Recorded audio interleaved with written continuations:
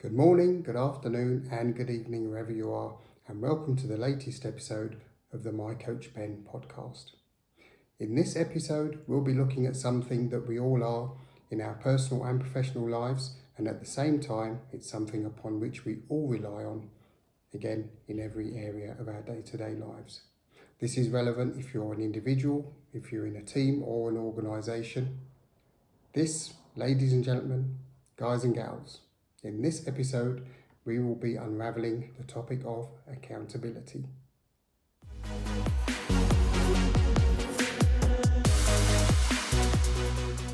So thanks again everyone for stopping by, and as usual, thanks for all the support for the channel and all the views for the last podcast. So that's been very helpful and is helping to move the channel very slowly but surely up the YouTube rankings. So thanks very much for that.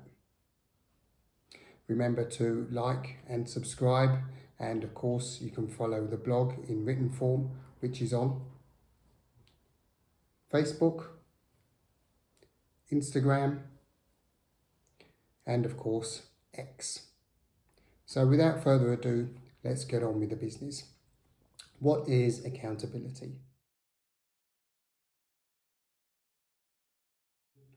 I am about to show the definition as contained in the English Oxford Dictionary.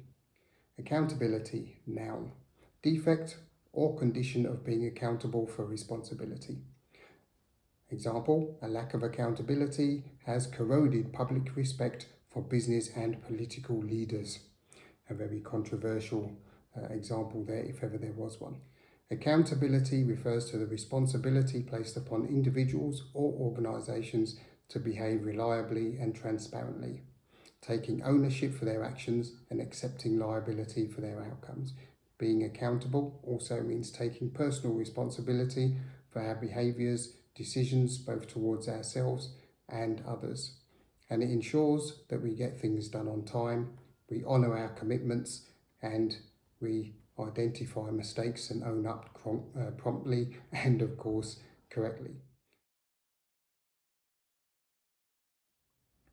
Accountability plays an essential part in any workplace culture because it builds trust among employees and increases responsibility and productivity in the environment.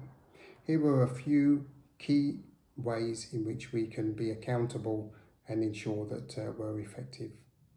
Trust and reliability. So when individuals take responsibility for their actions and meet commitments, it builds trust among team members and stakeholders. Performance and productivity. So holding people responsible for their tasks and goals helps to motivate them and to perform at their absolute best. Problem solving and learning. Accountability fosters an atmosphere conducive to problem solving and continuous education. Clear communication and alignment. So accountability is crucial in maintaining clear communication and alignment within and across teams. And last but not least, employee morale and engagement.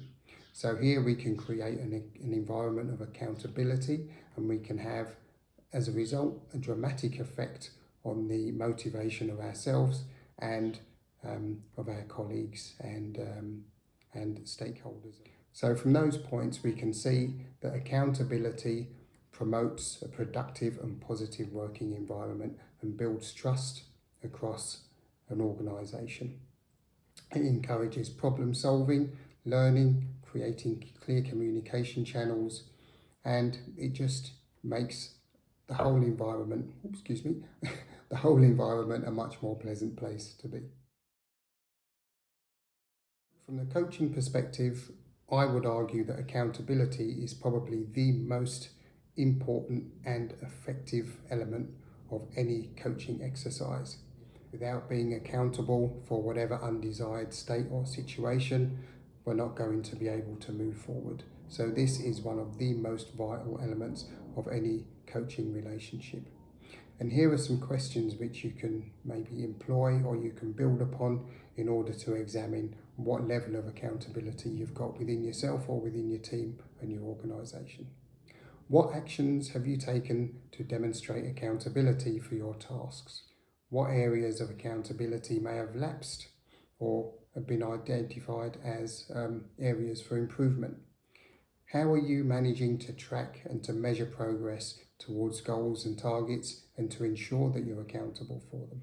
What strategies, if any, have been put in place to hold yourself and others accountable for meeting deadlines and producing quality work? And last, again, but definitely not least, how are you managing to seek feedback in order that you can improve the output that you're making and thus become more accountable for what you're doing?